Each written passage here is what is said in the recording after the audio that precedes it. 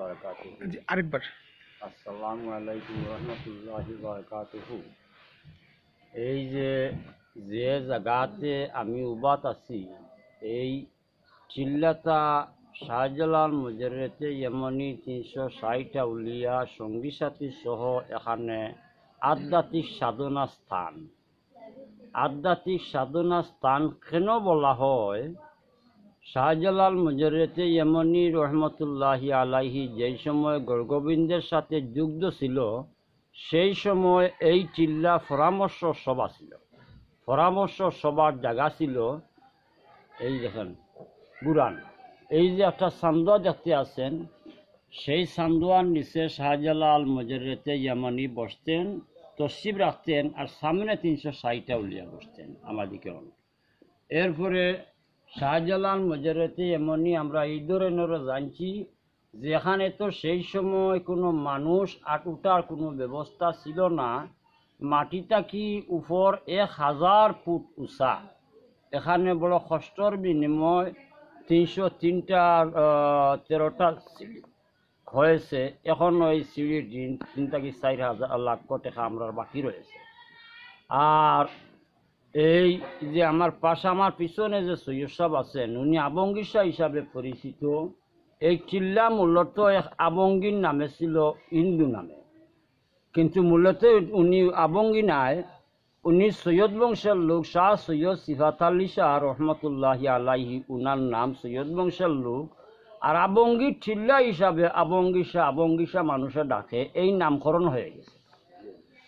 আর আমরা জানা মতো এই 360টা উলিয়ার একত্রিতভাবে যদি চক্ষুর পানি জোরে থাকে, তাইলে এই চিল্লাতে জোরেছে। এই চিল্লার রহমত বরকত কিয়ামতের আগ পর্যন্ত থাকবে। যে বা যারা এখানে রহমত খুঁজাইতে আসবেন, সারা রহমতের বাগী হবেন। আর এই চিল্লাটা কি আমরা এতটুকু জানি যে বাগে সুয়ার হইয়া শাহজালাল মুজাররতে ইয়েমনি আমার আতের বহু দূর একটা কুয়া আছে, সেই কুয়াতে নিয়া উজু ফোড়াইয়া বাগে নিয়া আবার জাগাই দিত। এইভাবে 360টা উলিয়ার খেজমত বাগে বাল্লুকে করেছে। উনি 360টা উলিয়ার সেক্রেটারি ছিলেন, শাহ সৈয়দ সিফাত আলী আবঙ্গী রহমতুল্লাহি আলাইহি। আর এই মাজারের কোনো পঞ্চায়েত মহল্লা গ্রামের কোনো অনুদানে এই মাজার মসজিদ খারের বিন চলে না। সুতরাং বৃহস্পতিবার শুক্রবারে কিছু সংখ্যক মানুষ জিয়ারতও আসেন, বেশিরভাগ ওরার অনুদানে এই মাজার মসজিদ এবং কারেন্ট বিল বিভিন্ন সমস্যা চলে। যেমন বর্তমানে আমরা যে 360টা উলিয়ার আস্তানাত একটা মাইক আছে, এই মাইকের 4টা ইউনিটের প্রয়োজন, না হইলে মাইক চলতেছে না সুন্দরভাবে। 250 ওয়াট মেশিন আরো জনের দিছিলা, 150 ওয়াট ইউনিট দেওয়া, ইউনিট পটাইয়া চলে যায়। এখন আমরা 4টা ইউনিটের প্রয়োজন। আর এই মাজারের এই যে আমি পিছনে আল্লাহর অলির সামনে আছি, অলির এখানে বান্দরে প্রায় সময় পেশরা পায়খানা করিয়া নোংরা হয়ে যায়। যদি কোনো দাতা বন্ধু থাকেন, তাইলে সম্ভব হইলে এই মাজারটার অপবিত্রতা কি রক্ষা করার লাগে যদি উপরে একটা সেট করিয়া দেন, তাইলে অলির দোয়া পাবেন, আপনার জীবন দৈন্য হবে।